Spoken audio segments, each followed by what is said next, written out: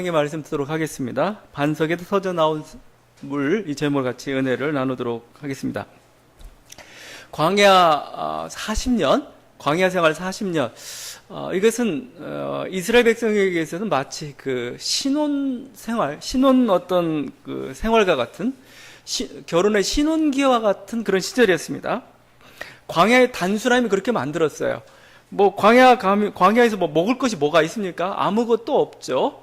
뭔가 문화생활도 부족하고 뭐 전적으로 하나님만 그런 의지해야 되는 그런 곳이 바로 광야입니다. 하나님 편에서 보면 좋아요. 왜냐하면 딴 데 신경을 안 쓰니까요. 아주 단순하니까 그냥. 그러니까 이게 유혹이라는 거, 이렇게 사람이 복잡해지는 것은 뭐냐면 이렇게 주변에 뭔가 내가 소유할 것, 내가 봐야 될 것, 내가 추구해야 될 게 많아지면 사람이 그렇게 됩니다.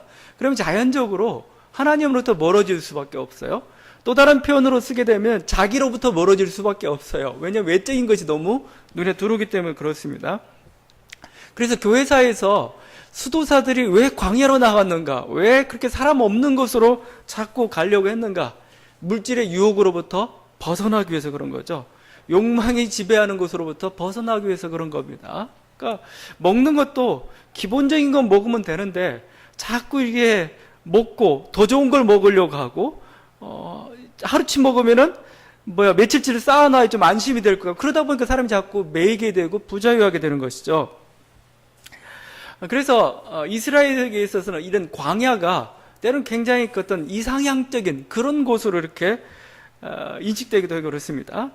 그래서 선지자들이 이스라엘이 뭔가 이렇게 잘못하고 있을 때, 우상을 섬기거나 물줄기에 빠져 있을 때 선지자들이 외쳤던 음성이 뭐냐면 광야로 가자입니다. 광야로 가자. 우리 다시 광야 생활로 다시 돌아가자. 보면은 이사야서 같은 경우 보게 되면은 호세아도 그렇지만 마치 그 어린 시절에 하나님이 순수하게 사랑을 베풀었던 그곳을 광야라고 표현하기도 합니다.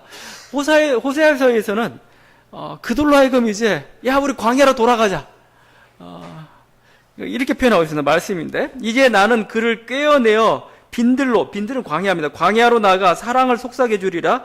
거기에 포도원을 마련해 주고 아골골짜기를 희망의 문으로 바꾸어 주리라. 그지야 내 사랑이 그 마음에 메아리 치리라. 애굽에서 나오던 때 한참 피어나던 시절같이 하나님이 그 애틋했던 그 과거 생각하면서 과거로 돌아가자. 그래서 여러분 가나안 땅 정착이 약속의 땅 들어간 건 좋은 거지만 그냥 이것을 하나 연애 소설로 표현하면 이런 겁니다. 시골에서 행복하게 살았어요. 하나님하고 이스라엘하고. 근데 우리 도시로 가서 한번 살아보자 하고 와서 도시로 와서 살았습니다. 살았는데 갑자기 이스라엘이라는 여인이 바람이 나버렸네요. 바람이 나가지고 다른 남자가 놀아나요. 이게 우상숭배입니다. 그러니까 하나님이 다시 시골로 가자. 딱 붙잡고 머리채 붙잡고 다시 시골로 가자. 우리 시골에 살던 때가 좋았어. 그죠? 이게 광야입니다. 광야. 우리 영혼이 팔리고 우리 영혼이 복잡할 때는 그야말로 시골로 갈 필요가 있어요. 광야로 갈 필요가 있습니다. 오직 모든 건 다 끊고 하늘을 바라볼 때 거기서 주는 정말 위로와 자기 중심을 찾아가는 거죠. 하여튼 광야가 이런 순수한 곳이기도 하지만 불편하죠. 광야는 먹을 것도 없죠. 누릴 것도 없죠. 뭔가 하나님을 바라볼 수는 있겠지만 여러 가지로 불편합니다. 그러니까 당연히 불평이 나올 수밖에 없는 것이죠. 그래서 이 광야 생활하면서 이 광야 생활이 아름다웠던 기간이기도 하지만 또 불평도 많았던, 시골에 살면서 너무 살기 힘들다, 우리 나가자, 이런 식으로 뭔가 이렇게 불평이 많았던 그 시대가 또 이렇게 광야 시절이었습니다. 얼마나 불평을 많이 했는지 그 민수기 11장에 보게 되면은 이제 거의 한 1년 정도 접어들 무렵인데 하나님 화가 나가지고 네가 날 10번이나 시험했단 말이 나오면 10번이나 정말 10번인지 아니면 많다는 걸 의미하는 건지 모르겠지만 하여튼 1년여 동안 나를 시험했다, 나를 원망했다 이렇게 얘기하고 있습니다. 오늘 본문을 포함해서 벌써 여러 차례 모세와 하나님을 원망하는 것을 많이 우리가 보게 되죠. 자, 그런데 원망과 불평이 잘못된 건가? 물론 이제 그건 잘못된 뉘앙스로 얘기를 하고 있습니다. 그런데 불편한데 원망하지 않을 수는 없잖아요, 우리가.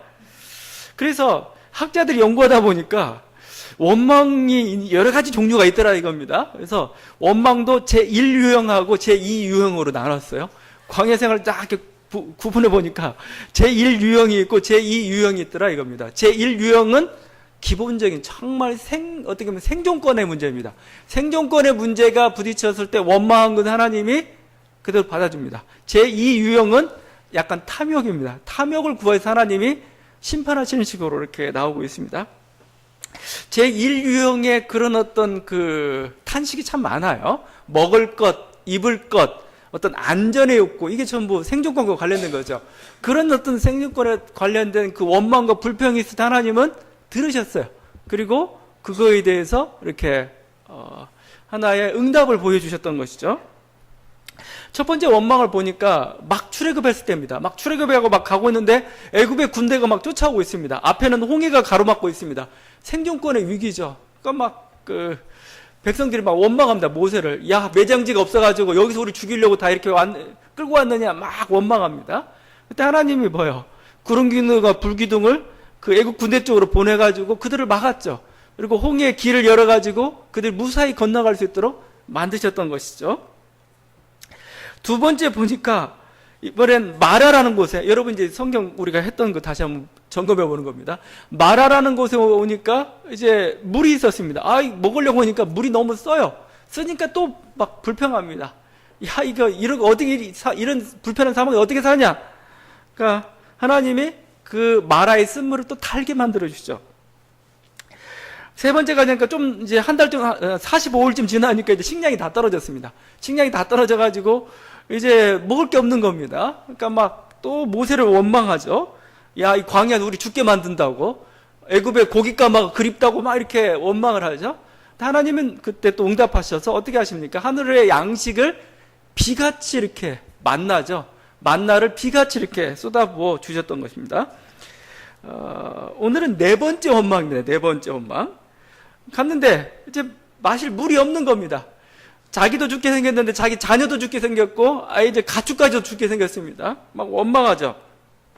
3절에 이렇게 나와 있습니다. 그들이 모세에게 대하여 원망하여 이르되 당신이 어찌하여 우리를 애굽에서 인도에 내어서 우리와 우리 자녀와 우리 가축이 목말라 죽게 하느냐. 막 원망하는데 그 원망이 아마 모세가 또 다퉜던 거 같아요.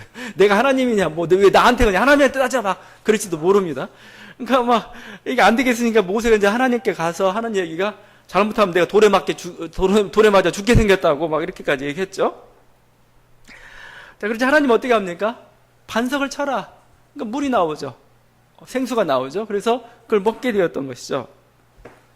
여러분, 이 과정 속에 여러분 꼭 필요한 게, 우리 알아야 될 게 있습니다. 하나님은 우리의 필요를 아신다는 겁니다. 그리고 마땅히 그거에 대해서 채워주시는 분, 이게 우리가 하나님을 향한 우리가 신뢰잖아요. 그 신뢰를 우리가 놓지 말기를 바랍니다. 그걸 자꾸 가르쳐 주는 겁니다. 근데 우리는 연약하기 때문에 거기서 원망할 수밖에 없어요. 불평할 수밖에 없습니다. 이런 생존권적인 요구에 대해 하나님은 뭐라고 하지 않으세요.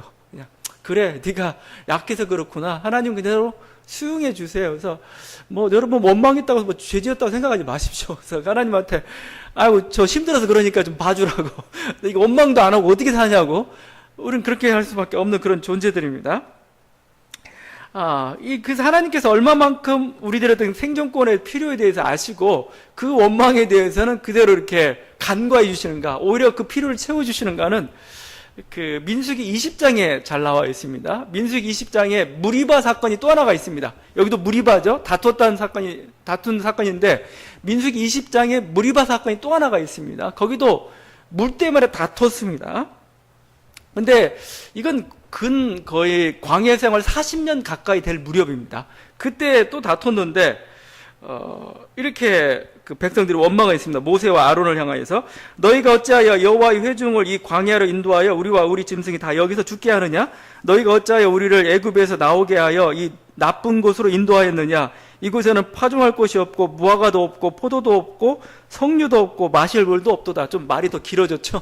없는 정도가 이것도 없고 저것도 없고 저것도 없고 40년이 지났는데도 불구하고 아직도 애굽을 또 그리워하고 있는 그런 모습입니다.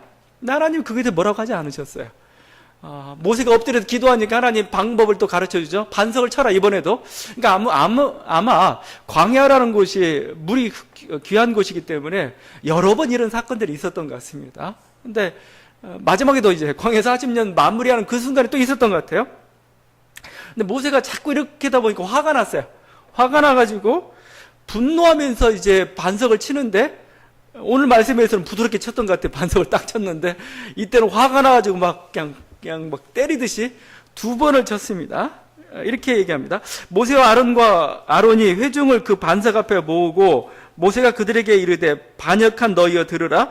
우리가 너희를 위하여 이 반석에서 물을 내려 하고, 모세가 그의 손을 들어 그의 지팡이로 반석을 2번 치니 물이 많이 솟아나오므로 회중과 그들의 짐승이 마시니라. 자, 근데 문제는 이것 때문에 모세가 가나안 땅에 못 들어가게 됩니다. 하나님이 너 거기서 나의 거룩함을 드러내지 못했기 때문에 너 가나안 땅 못 들어가고 결국 느보산에서 멀리 바라보는 것으로 만족하게 되는 어떤 결정적인 사건이 되고 말았습니다. 그래서 학자들이 이게 뭐냐 이거죠. 하나님의 거룩함이 뭐냐? 왜 이렇게 모세는 가나안 땅에 못 들어갔느냐? 뭐 답이 여러 가지가 제시해 줬습니다. 뭐 분노해서 그렇다. 화를 내면 안 된다.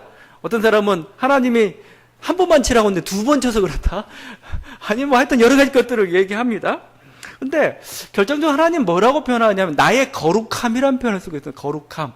이 거룩함이 뭘까? 하나님의 어떤 그 거룩함은 구별됨이라 하잖아요. 하나님의 구별됨이랄 게 뭘까 이거죠. 어떤 능력의 구별됨이 될 수도 있습니다. 하나의 어떤 영광의 구별됨이 될 수도 있는데, 제가 이렇게 본문을 볼 때는 결국 이 거룩함이라는 것은 사랑의 거룩함 같아요. 사랑의 거룩함. 니네는 원망하고 니네는 그렇지만 나는 끝까지 너희를 사랑하고 먹이시는 그 하나님, 그 하나님의 모습을 보여줘야 되는데 모세가 그러지 못했습니다. 마지못해서 반석에서 이렇게 샘물을 내거나 아니면 막 화를 내면서 이렇게 그 물을 주었던 거죠. 마치 이런 겁니다. 막 백성들이 막 이렇게 들끓고 있는데 왕이 뭐요? 그래, 너 그렇게 너희를 사랑해서 물을 줄게 했는데 갑자기 그 밑에 있던 종이 가득 화를 막 대신 막 내는 겁니다. 그 왕이 열받았어요. 아니, 나의 사랑을 보여달라고 했는데 네가 왜 거기서 화내고 있느냐 이거예요. 너 월컨이다 이겁니다. 넌 그냥 종인데. 하나님이 그래가지고 사랑의 거룩함을 드러내지 못해서 결국 가나안 땅에 못 들어가게 됩니다. 근데 제가 성경을 많이 읽어보고 또 하나님을 이렇게 평가해 보건데 하나님이 이렇게 옹졸한 분은 아니에요. 그냥 니 그거 잘못했으니까 너 정말 100가지 잘하다 한 가지 잘못한 거에 대해서 너 잘못했어 책망하는 게 하나님이냐? 아니라는 겁니다. 저는 이렇게 표현하는 게 더 좋은 것 같아요. 건수 잡았습니다. 건수 잡은 거예요. 그러니까 하나님은 뭐냐면 이제 모세 시대는 여기서 끝내야 돼요. 이제 너는 광야 생활로, 넌 율법으로 끝내야 돼. 이제 새로운 시대는 새로운 여호수아라는 지도자를 통해서 가나안 땅에 새 시대를 해야 되는데 이제 모세를 퇴장시켜야 됩니다. 근데 건수가 안 보이는 거예요. 그러다 보다가 딱 잡은 겁니다. 야, 너 그냥 그래서 이제 저는 그렇게 해석하고 싶어요. 근데 정확한 해석인지 모르겠지만, 그러니까 하나님에도 여러분이 너무 쉽게 오해하지 말라는 겁니다. 하나님 막 옹졸해가지고 내가 조금만 잘못해도 막 이렇게 치고 그런 분 아닙니다. 전반적인 상황을 딱 보건데 네가 퇴장해야 될 때야. 여러분 사실은 회사에서 그런 일 많아요. 회사에서 쫓겨날 때 여러분이 큰 잘못으로 쫓겨난 줄 아세요? 사소한 잘못. 근데 결국은 뭐예요? 네가 물러갈 때가 됐다 이겁니다. 이런 거죠. 자, 그렇지만 이런 거죠. 제가 여기서 하고 싶은 것은 하여튼 그 모세가 잘못한 건 잘못한 겁니다. 크든 작든 잘못한 게 있습니다. 그건 뭐냐면 하나님의 사랑을 드러내지 못했다는 겁니다. 사랑을. 그러니까 그들이 원망하고 그들이 불평할지라도 하나님은 뭐예요? 그게 타당하고는 사실은요. 뭐 죽겠는데 어떻게 하겠어요? 하나님 그 원망을 들어주시는 분이십니다. 그래서 그 놀라운 기적을 통해 다시 한번 그들에게 물을 공급해 주시는 건 하나님, 바로 그 하나님임을 보여주고 있는 것이죠. 그러니까 우리들이 이런 하나님의 모습을 우리 좀 이해를 하셔야 될 것입니다. 하여튼 그 생존권과 관련된 욕구는 인간에게 가장 기본적인 욕구입니다. 먹을 것, 마실 것, 안전. 하나님은 충분히 그것을 이해하고 계시고 이제 그것을 필요로 공급해 주시는 분이 바로 나임을, 그 하나님을 신뢰하라고 말씀하고 있습니다. 그게 바로 신뢰인 거죠. 신뢰. 하나님을 향한 신뢰. 자, 그렇지만 하나님은 우리들이 좀 더 성숙해지길 원해요. 이렇게 기본적인 생존권에 대해서 원망하고 불평하는 하나님 받아주긴 받아주십니다. 그렇지만 이제 성숙한 신앙이란 건 뭐예요? 여러분이 인생을 오랫동안 경험하면 하나님이 나를 그동안 먹이셨다는 것, 하나님께서 나를 그동안 높이셨다는 걸 여러분이 안다면은 이제 원망 말해야 되죠. 신뢰를 해야 되죠. 그때 신뢰하면서 나오는 게 뭡니까? 감사죠, 감사. 산상순의 주님이 이렇게 말씀합니다. 그러므로 염려하여 이르기를 무엇을 먹을까, 무엇을 마실까, 무엇을 입을까 하지 말라. 이는 다 이방인들이 구하는 것이라. 너희 하늘 아버지께서 이 모든 것이 너희에게 있어야 할 줄을 아시느니라. 먹을 것, 마실 것 안다 이겁니다. 나도 안다 이겁니다. 왜 내가 너희 아버지인데 모르겠냐 이겁니다. 안다 이겁니다. 그러니까 더 이상 불평하지 말고 염려하지 마. 내가 채워줄게. 너는 다른 것에 힘써 이거죠. 그걸 염려하는 건 뭐예요? 이방인들이 하는 짓이다. 이방인들이 하는 건 뭐예요? 하나님 아버지를 모시지 않는 사람들, 하나님을 신뢰하지 않는 사람들이나 하는 짓이다. 좀 더 우리가 성숙해지기를 원하는 겁니다. 그러니까 제1유형에 대해서 분명히 하나님은 책망은 하진 않으시지만 우리들이 좀 더 성숙한 모습을 보일 걸 원하고 있습니다. 기본적인 필요 욕구도 하나님 다 아시고 계시다는 겁니다. 여러분이 우리 채우시는 그 하나님에 대해서 여러분 믿어 의심치 말기를 간절히 바랍니다. 이 말씀과 관련해서 제가 굉장히 좀 감동받았던 그 이야기가 있는데, 그 한비아 씨가 국민일보에 구 현장에서 만난 하나님이라는 이런 자기의 여행 시리즈를 이렇게 실었던 때가 있습니다. 그 간증의 일부인데, 한비아 씨가 아프리카 잠비아를 지날 때였습니다. 이쪽은 에이즈가 창궐한 곳이었죠. 설상가상으로 이렇게 지독한 가뭄까지 들었습니다. 그런데 어느 집을 지나가게 됐는데 다 쓰러져가는 집인데 그 벽에 십자가가 그려져 있습니다. 그리고 그 밑에 뭐라고 쓰여져 있었냐면 하나님은 어떤 경우에도 당신을 사랑하십니다. 이렇게 쓰여져 있었다고 합니다. 그래서 호기심 때문에 들어갔다는 겁니다. 들어가가지고 이렇게 보니까 20살 전후의 청년이 그 마당에서 책을 읽고 있었는데 성경을 읽고 있었던 거죠. 보니까 얼굴이며 목, 양손에 부스럼이 가득한 것을 보니까 이미 에이즈 말기 환자에 해당하는 그런 청년이었습니다. 하여튼 근데 이 청년이 책을 읽고 있는데 성경책일 뿐만 아니라 집안 구석구석이 성경 구절로 이렇게 도배가 되다시피 해 있어요. 나중에 알고 보니까 이 청년은 굉장히 마을에 성실한 청년이었습니다. 이름난 교사였고 독실한 기독교 신자였는데 어느 날 이렇게 오토바이 사고가 난 겁니다. 그래가지고 이렇게 수술 받다가 수혈을 받았는데 에이즈에 걸린 거였던 거죠. 자, 그래서 하여튼 그런 청년이었습니다. 그래서 물어봤어요. 성경 읽고 있는데 어디 읽고 있는 거냐? 물어봤다고 합니다. 이 청년이 욥기를 읽고 있었다고 합니다. 하나님이 저에게 왜 이런 고통을 주시는지 알고 싶어서요. 그러나 한 가지 분명한 건 고통도 사랑의 다른 이름이랍니다. 우리가 모를 뿐이죠. 대단한 청년이죠. 고통도 다 하나 사랑의 다른 이름이라고 자기가 해석까지 했다는 겁니다. 그래서 계속 연이어서 물어봤어요. 하나님 원망스럽지 않습니까? 하고. 그래 청년이 이렇게 말했답니다. 원망은요, 하나님은 언제나 우리에게 제일 좋은 것을 주시죠. 지금 솔직히 몰라요. 왜 하나님이 에이즈에 걸리게 하셨는지. 그런 하나님께 감사드립니다. 하나님이 고통 중에 있는 저를 너무나 사랑하신다는 걸 잘 알기 때문이죠. 욥처럼 말이지요. 그래서 이 하나님은 우리에게 제일 좋은 것을 주신다. 이게 너무 자기에게 와 닿았다는 겁니다. 한비아 씨에게. 그래서 자기의 매일 저녁기도 제목으로 삼았다는 겁니다. 하나님은 언제나 우리에게 제일 좋은 것을 주신다. 그렇죠? 여러분 이게 신뢰라고 저는 생각합니다. 신뢰. 그분에 대한 신뢰.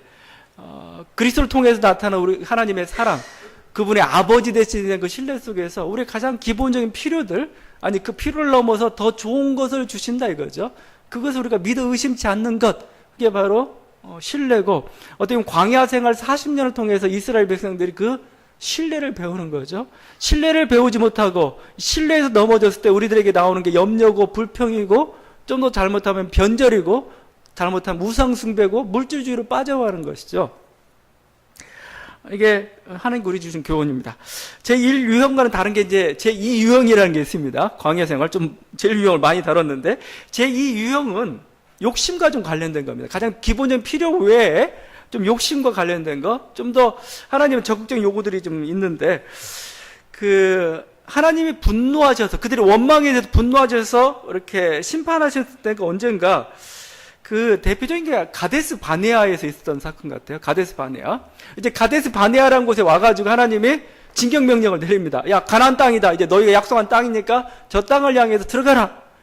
했는데 정탐꾼들을 보내서 보니까 가나안 땅에 그들은 거인 같아요. 그리고 그 앞에 보기엔 자기는 메뚜기 같이 보이는 겁니다. 거대한 문제 앞에서 돌파하라고 얘기했는데 근데 돌파하지 않았어요. 막 밤새도록 울었다고 표현합니다. 너 우리를 죽이려고 하느냐 막 하면서 밤새도록 울었다고 하죠. 하나님 화가 났습니다. 분노해가지고 뭐예요? 결국 그 어른 세대는 더 이상 그 가나안 땅을 보지 못할 것이다. 그리고 뭐요?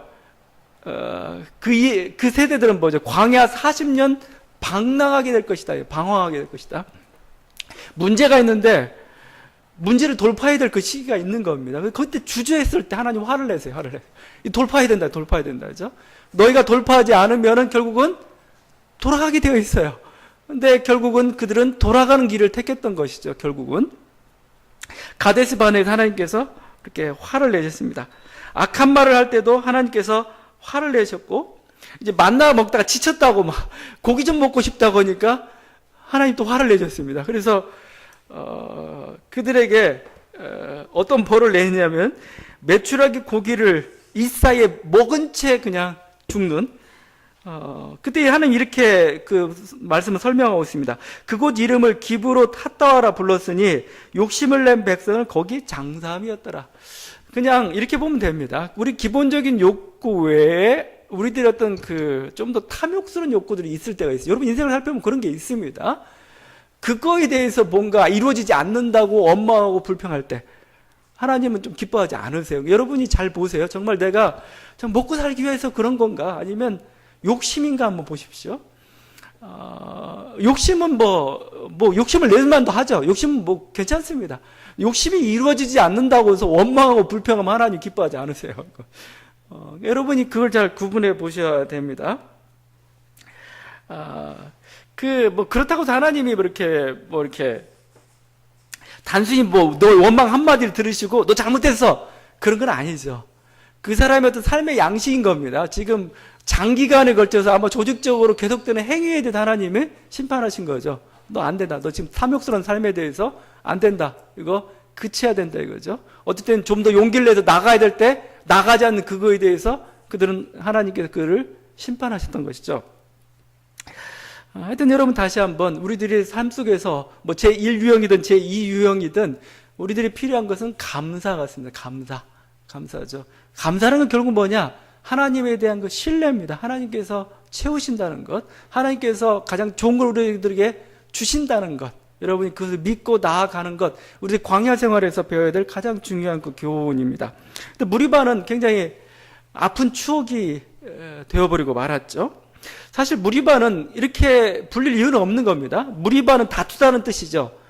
그 다음에 마사라는 것은 시험하다는 뜻을 가지고 있습니다. 근데 사실은 이곳은 하나님께서 반석을 쳐가지고 거기서 생수를 솟구치게 만들었던 기적의 현장입니다. 근데 이게 마치 시험의 장소처럼 되어버리고 말았던 것이죠. 안 좋은 곳이 되어버리고 말았어요. 차라리 그들에게 있어서 영광스러운 장소인데도 불구하고 굉장히 개운치 않은 이름을 가지게 된 곳, 바로 이게 무리바요 마사입니다. 왜 그랬는가? 원망했기 때문에 그렇게 된 겁니다. 결국적으로 원망은 하나님을 신뢰하지 않는 데서 나오는 거죠. 그래서 그렇게 된 것이죠.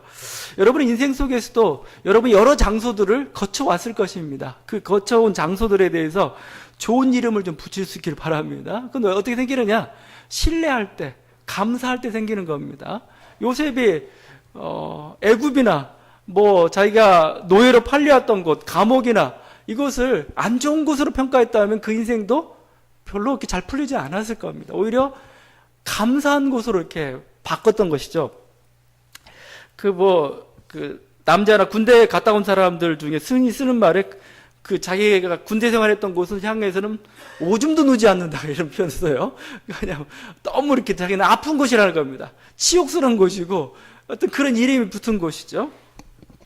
그러나 신앙의 눈으로 보면 어떻게 보면 그것이 나를 성장시킨 곳일 수가 있습니다. 나를 뭔가 이렇게 나이가 가장 부족했던 것, 아니면 하나님께서 더 큰 복을 주시기 위해서 내가 좀 더 다져져야 될 그런 어떤 그 훈련을 받았던 그런 곳일 수가 있습니다. 직장도 마찬가지로 생각합니다. 직장도. 그 직장 생각하면 끔찍해. 그죠? 물론 끔찍한 순간이었지만 그곳이 사실은 나의 인생 속에서 뭔가 하나님께서 나에게 좋은 걸 주시기 위해서 어떤 연단의 어떤 그런 장소였을지도 모르는 것이죠. 여러분, 우리가 이걸 원망의 장소로 이렇게 만들어버리지 말고 감사와 또 하나님께서 어떤 그 하나님의 어떤 계획과 그 복을 위해서 우리를 연단시키셨던 그런 장소로 저는 고백할 수 있기 바랍니다. 무리바는 참 아픈 곳이 되었습니다. 하여튼 이 과정을 통해 하나님께서는 반석에서 샘물을 내시는 그런 하나님이심을 우리들에게 보여주셨죠. 여기 어떻게 보면 오늘 출애굽기 말씀은 좀 뜨뜻미지근하게 반석에서 물을 냈다 오고 막 서로 싸운 사건만 이렇게 장황하게 묘사를 하고 있지만 시편에서는 굉장히 화려하게, 굉장히 아주 그냥 이 기적에서 놀라울 정도로 이렇게 이런 식으로 찬양을 하고 있습니다. 시편 78편 15절인데 광야에서 반석을 쪼개시고 매우 깊은 곳에서 나오는 물처럼 흡족하게 마시게 하셨으며 또 바위에서 시내를 내사 물이 강같이 흐르게 하셨다. 물이 강같이 흘렀다는 겁니다. 그냥 반석에서 쫄쫄쫄 나오는 물이 아니고 반석을 치니까 막 그 강같이 흐르듯이 물이 이렇게 나왔다. 이게 사람이 보는 눈이 달라서 그래, 달라서. 아이고, 쫄쫄쫄일 수도 있지만 막 강같이 흐른다고 이렇게. 근데 시편의 기자는 강같이 흐르고 있는 겁니다. 이건 너무 하나님 놀라운 거 기적들이다. 아주 시원하다. 막 깊은 지하수에서 나오는 그 아주 시원한 물처럼 아주 그런 시원한 물을 그들이 그곳에서 마셨다. 이렇게 고백하고 있죠. 여러분, 물은 생명입니다. 물은. 중동지방은 특별히 그렇죠. 중동지방에서 쭉 여러분이 여행하다가 갑자기 막 푸른 띠가 나타나는 곳이 있습니다. 다른 곳이 아닙니다. 물이 있는 곳은 전부 그래요. 물이 있는 곳은. 갑자기 이렇게 막 전부 사막이고 누런 색깔인데 갑자기 막 그 푸른 색깔들 띠가 막 나타나기 시작하죠. 물이 있는 곳입니다. 그러니까 중동지방에서 물은 곧 생명입니다. 생명. 사막의 오아시스라는 건 결국 그냥 하나의 자연현상이 아니죠. 그것은 동물들이나 아니면 인간에게 하나의 생명과 같은 곳, 이게 바로 오아시스라는 것이죠. 실제 그래요. 모든 생명체는 물로부터 나왔습니다. 여러분, 인간의 기원을 쭉 쫓아가고 모든 생명체의 기원은 물입니다. 바다입니다. 바다로부터 다 나왔고, 그럼 신비한 게 그 지표면이 전체 표현이 70%가 바다라고 하죠. 우리 몸도 70%가 물입니다, 실제. 그래서 생물은 물 없이는 살 수가 없습니다. 그래서 외계에 어떤 생명체가 있는지도 조사할 때도 제일 먼저 보는 게 물이죠, 물. 거기에 물이 있는가, 물이 흘렀던 흔적이 있는가. 그러면은 생명체가 살았을 가능성이 높은 것이죠. 결국 물은 바로 생명과 마찬가지죠. 인간은 몸에서 조금만 물이 부족해도 갈증을 느끼고 완전히 잘못하면은 탈수 증상이 빠지기도 하고 그런 게 우리들의 모습이죠. 자, 그런데 이 물이 어디서 나오냐 이거예요. 이 생명이 어디서 나오냐 이거예요. 반석에서 나오고 있습니다. 반석이 뭐냐 이거예요. 반석이 물론 돌덩어리죠. 바위덩어리죠. 그러나 우리들이 이 말씀을 깊이 묵상하다 하면 이 바위덩어리, 결국 깨어져야 될 바위덩어리는 누구냐면 바로 우리 자신임을 깨닫게 될 겁니다. 여러분, 반석에서 물 내봤자 이거 며칠 못 가요. 또 목마르고 맙니다. 계속 목마르고 맙니다. 우리가 항상 반석만 쪼개서 깨트릴 거냐? 반석이 문제가 아니고 우리 자신이 문제인 거죠. 우리 자신이.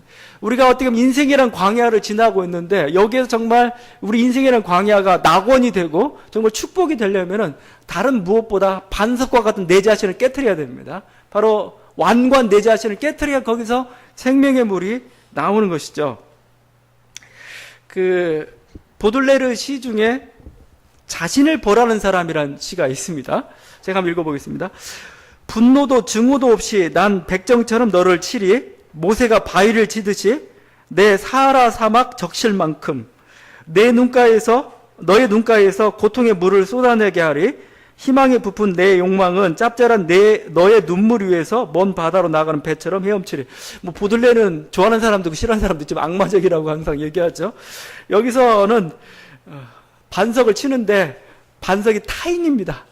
타인에 대한 해석이 구구 많이 있지만 다른 사람이 반석을 쳐가지고 눈물을 쏙 뽑아가지고 거기에 그 물에 자기 배 띄워 자기 원하는 항구에 가겠다 이런 거죠. 이건 복수죠. 물이 생명물이 생수가 아니고 죽음의 물입니다. 정작 깨뜨려야 할 건 뭐냐? 자기 자신이죠. 깨뜨려야 할 반석은 모세의 지팡이로서 쳐야 될 것은 타인이 아니고 바로 자기 자신입니다. 내 자신을 죽여야 됩니다. 내 자신을 죽이면 놀라운 건 뭐냐면은 모두가 살아요. 자기도 살고 다른 사람도 살리는 게 바로 자기 자신을 죽이는 것이죠. 자기 욕망을 죽이는 것, 자기 힘을 죽이는 것, 자기 생각을 죽이는 것, 자기에 대한 신뢰를 죽이는 것. 불교도 마찬가지입니다. 불교의 진리가 뭐냐? 인간을 탐진치로 봐요. 탐욕과 어리석음과 이렇게 집착에 매여 있는 게 인간입니다. 그것들을 다 멸하고 고진멸도죠. 그래서 도에 이른다 이렇게 하고 있잖아요. 똑같습니다, 여러분. 결국 우리라는 우리 자신이 가지고 있는 그 완고한 틀들을, 이 벽들을 깨어야 여기서 참다운 생명이 나온다는 겁니다. 생수의 강들이 흘러나온다는 거죠. 여러분, 이것은 모세가 미리 경험했던 바입니다. 모세가 그 애굽의 왕자로서 40년을 보내고 그 다음에 광야를 쫓겨나죠. 미디안 광야 목자로서 40년 동안 경험했던 게 뭐냐? 자기가 깨어지는 경험을 한 겁니다. 반석이 깨어지는 경험을 한 겁니다. 내 생각, 내 욕망, 내 의지들이 다 산산이 무너져 갈 때, 나의 어떤 감정과 느낌마저도 다 무너져 가고 이제 모든 것이 비었을 때 하나님께서 그를 도구로 사용하신 것이죠. 여러분, 항아리는 비어야 쓸모가 있는 겁니다. 가득 차 있으면 이거 아무것도 쓸 데가 없는 겁니다. 비어야 다른 것을 채울 수가 있는 거죠. 자기를 비운다는 것, 자기를 깨트린다는 건 뭐죠? 결국 하나님께서 사용하기 좋은 도구로 만들어가는 것이죠. 이스라엘 백성도 어떻게 보면 광야 생활을 통해서 그렇게 하나님께서 빚어져 가기를 원하셨던 것이죠. 동양은 또 이런 표현을 쓰고 또 있습니다. 그 빈 배의 표현은 빈 배. 어떤 사람이 배를 몰고 가다가 상대편 배하고 부딪혔습니다. 뭐 화내죠. 왜 운전을 그따위로 했냐 하면서 막 빨리 비키라고 화를 냅니다. 근데 몰고 가다가 부딪혔는데 그 배가 빈 배예요. 주인이 없어요. 화내지 않죠. 자기를 탓하죠. 야, 이게 내가 잘못했네 이거죠. 빈 배죠. 비어 있으면은 평화롭습니다. 자기가 살아있기 때문에 항상 힘든 거죠. 갈등이 있고 이런 거는 참 쉽지 않은 그것입니다. 그것이지만 결국 동양이나 모든 그리스도 또 이런 것들을 통해서 우리에게 주시는 게 뭐냐면, 이 나라는 완고한 반석이 깨어지지 않으면은 참다운 생명이 나오지 못해요. 거기서 평화가 나오지 못해요. 거기서 화해나 다른 사람 살리는 물들이 나오지 못합니다. 근데 우리는 참 반대죠. 나이 들면 들수록 이 반석이 단단해집니다. 그냥 물기까지 쏙 뽑아가지고 아주 그냥 아주 단단해져가지고 누가 건들면 그냥 아주, 이건 하나님이 바라보는, 성경이 바라보는 그런 인간형이 아닌 거죠. 왜죠? 부드러워져야 합니다. 부드러워져야 돼요. 이게 깨어지고 부슬부슬해야 여기서부터 실제적으로 정말 살아있는 물이, 생수가 나오는 거죠. 근데 그게 참 안 되고 있는 게 우리들의 모습입니다. 여러분, 신앙의 진리도 마찬가지입니다. 신앙의 진로. 우리가 예수 그리스도를 믿는다는 건 결국 뭐예요? 내가 죽고 그리스도로 사는 것을 얘기하는 겁니다. 사도 바울의 고백이죠. 내가 그리스도와 함께 십자가에 못 박혔나니 그런즉 이제는 내가 사는 것이 아니 오직 내 안에 그리스도께서 사신 것이다. 내가 십자가에 못 박혔다. 내가 예수 그리스도 믿는 순간 나는 죽는 겁니다. 나의 반석이라는 건 완전히 깨어지는 겁니다. 깨어지고 뭐예요? 이 안에 그리스도가 사는 거고, 내 안에 그리스도가 살아 여기서 정말 참다운 생명의 물이 나오는 겁니다. 내 자신으로는 언제나 구원을 가져다 줄 수가 없어요. 영원한 곳으로 내 자신을 옮겨갈 수가 없는 겁니다. 내 안에 그리스도가 살아야 그리스도가 우리를 영원한 영생으로 우리를 인도해 가시는 거고, 내 안에 그리스도가 살아야 우리가 뭐예요? 정말 우리 자신 행복하고 또 다른 사람도 살린다 이겁니다. 수가성 여인, 사마리아 여인은 남편 5이나 두면서 그 하나 욕망을 향해서 달려갔던 인생입니다. 그러나 그 인생에 별로 해답이 없었어요. 뭔가 그 인생에 뭔가 이렇게 뚜렷한 시원한 것이 없었습니다. 그래서 막 정오 무렵에 사람들 눈을 피해서 이렇게 밖으로 나왔던 그런 인생이었습니다. 그러나 그가 그리스도를 만나면서 자기 욕망이 산산이 부서지는 걸 경험하게 됩니다. 그러나니까 어떻게 돼요? 이제 자기도 사랑하고 모든 사람도 사랑하는 그런 사람. 그래서 그 속에서 영원한, 영생하는 샘물이 솟는 그런 여인이 되어갔던 것이죠. 사도 바울이라는 사람은 어떤 사람이었습니까? 예수 믿기 전에는, 그리스도에 있기 전에는 완고한 사람이었습니다. 율법주의와 유대주의에 사로잡혀가지고 다니던 폭력의 사람이고, 아주 그냥 율법의 사람이었습니다. 그러나 그 다메섹에서 예수 그리스도를 만나면서 자기가 깨어지고 그리스도가 그 안에 살게 되자 어떻게 되었습니까? 평화의 사람이 되었습니다. 사랑의 사람이 되었습니다. 고린도전서 13장의 그 놀라운 그 사랑. 남을 죽이는 사람이 아니고 자기를 죽이는 사람이 되었고, 자기를 죽이고 다른 사람을 살리는 그런 사람들이 되었던 거예요. 다른 사람이 자기를 향해서 이렇게 해를 가할지라도 거기에 대해서 이렇게 항거하고 그런 사람이 아니라 오히려 포용하고 사랑하고 이해하는 그런 사람들이 되어갔던 것이죠. 여러분, 우리 안에 지금 살고 있는 게 누굽니까? 내 자신은 얼마만큼, 내 자신의 완고한 반석 얼마만큼 깨어졌습니까? 여러분이 깨어진 만큼 우리 안에서 생수의 강들이 흘러 넘칠 것입니다. 여러분, 다시 한번 우리 주님의 말씀입니다. 반석을 쳐라. 그러면 거기에서 생수가 솟아나라고 말씀하고 있습니다. 이런 은혜가 있는 저와 여러분들 간절히 바랍니다. 같이 기도하도록 하겠습니다. 우리 주님은 생명의 생수가 되시는 그 생명의 근원 되신 우리 하나님이십니다. 그러기 위해서는 우리 반석이 깨어져야 됩니다. 그